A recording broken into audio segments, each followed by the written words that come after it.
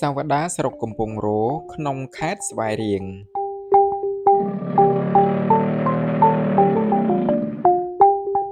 កំពង់រោគឺជាឈ្មោះរបស់ស្រុកមួយដែលស្ថិតនៅក្រោមការគ្រប់គ្រងនិងដែនការពាររបស់ខេត្តស្វាយរៀងមានព្រំប្រទល់ខាងកើតជាប់នឹងក្រុងបាវិតនិងស្រុកចន្ទ្រាខាងត្បូងជាប់នឹងតំបន់ប៊ិញហៀបនិងទៀនប៊ិញនៃប្រទេសវៀតណាមខាងលិចជាប់នឹងក្រុងស្វាយរៀងនិងខាងជើងជាប់ទៅនឹងស្រុកស្វាយទៀបដោយយោងតាមប្រសាសន៍របស់ចាស់ទុំព្រឹទ្ធាចារ្យដែលរស់នៅក្នុងតំបន់នោះបានកត់ត្រាទុកនិងចេញផ្សាយដោយរដ្ឋបាលខេត្តស្វាយរៀងបានឲ្យដឹងថាកាលដើមឡើយក្នុងគ្រាដែលតំបន់នេះពុំទាន់មានឈ្មោះហៅនៅឡើយ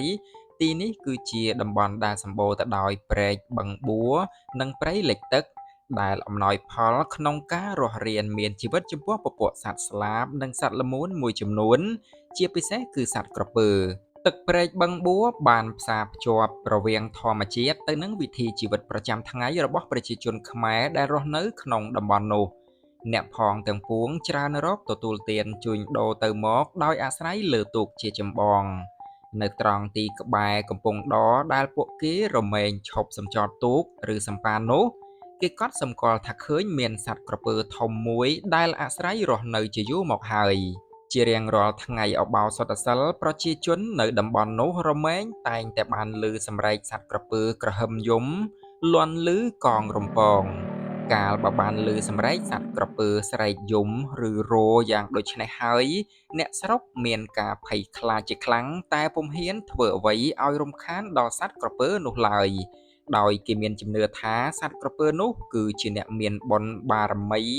គេអាចរស់នៅជាសុខតាមដំណើរធម្មជាតិរបស់គេដោយគេពុំបានបៀតបៀនពាធាលើយើងឡើយដូច្នេះគួរយើងកុំទៅធ្វើទុក្ខបុកម្នេញដល់គេវិញអីរីឯអ្នកខ្លះទៀតមានជំនឿថាក្រពើនោះជាសត្វក្រពើរបស់អ្នកតាដោយគេចាប់ផ្ដើមមានទម្លាប់ធ្វើការបួងសួងសុំសេចក្តីសុខក្នុងវេលាដែលគេចេញធ្វើដំណើរប្រកបរបររកស៊ីតាមផ្លូវទឹកម្ដងនៅត្រង់កំពង់ទឹកនោះហើយគេសន្មតហៅឈ្មោះថាកំពង់ក្រពើរោលុះដរាបក្រោយមកក៏ហៅកាត់នៅសល់តែត្រឹមថាកំពង់រោតរហូតមកដល់សម័យសព្វថ្ងៃ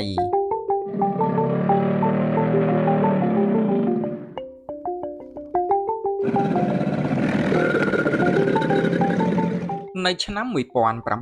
1945ទីប្រជុំជនកំពង់រោនេះត្រូវបានបង្កើតឡើងឲ្យទៅជាតំបន់រដ្ឋបាលមួយដែលដឹកនាំដោយលោកម៉ៅខននិងស្ថិតនៅក្រោមការគ្រប់គ្រងរបស់រដ្ឋបាលស្រុកស្វាយទៀប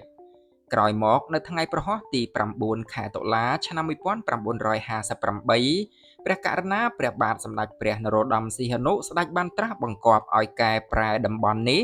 ក្លាយទៅជាតំបន់រដ្ឋបាលថ្មីដោយត្រូវបំបែកចេញពីការគ្រប់គ្រងរបស់រដ្ឋបាលស្រុកស្វាយទៀបពីឆ្នាំក្រោយមកនៅឆ្នាំ1960ស្រុកកំពង់រោត្រូវបានប្រសូតឡើងនិងត្រូវបានហៅជាប់ជាស្រុករហូតមកដល់សម័យសព្វថ្ងៃបច្ចុប្បន្នស្រុកកំពង់រោមានឃុំក្រោមចំណុះចំនួន11ដែលក្នុងនោះរួមមាន1ឃុំខ្សែត2ឃុំញ3ឃុំថ្នោត4ឃុំថ្មី5ឃុំបន្ទាយក្រាំង6ឃុំព្រៃធំ7ឃុំព្រះពន្លា8ឃុំរាជមន្ទីរ9ឃុំសំយ៉ោង10ឃុំសំឡីនិង11ឃុំស្វាយតាយានមានផ្ទៃដីសរុបចំនួន4348គីឡូម៉ែត្រការ៉េនិងមានប្រជាជនសរុបប្រមាណជា70000នាក់រស់នៅ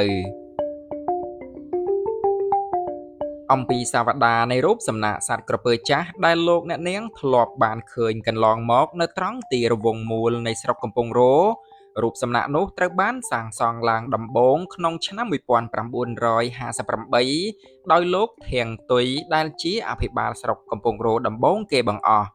ការសាងសង់រូបសំណាកសត្វក្រពើជាតំណាងឲ្យស្រុកកំពង់រោទាំងមូលមិនមែនជារឿងចៃដន្យឬនឹកឃើញធ្វើឡើងដោយឯកឯងនោះទេ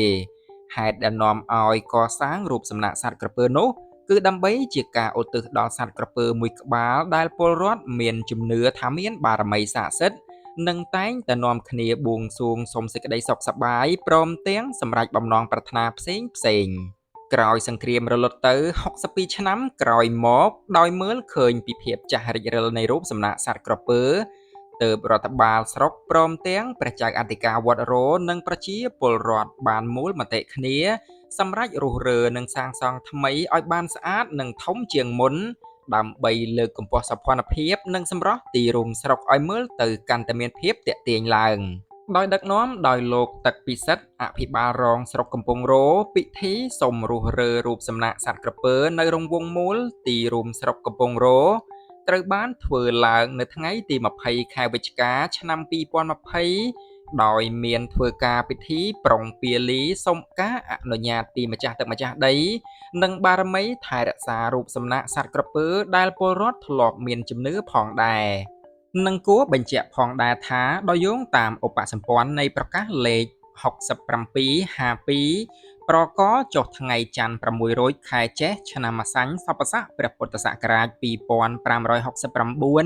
ត្រូវនឹងថ្ងៃទី16ខែមិថុនាឆ្នាំ2025ព្រះរាជរដ្ឋាភិបាលកម្ពុជាបានសន្មតយករូបសត្វក្រពើធ្វើជានិមិត្តសញ្ញារបស់រដ្ឋបាលស្រុកកំពង់រោតរៀងទៅ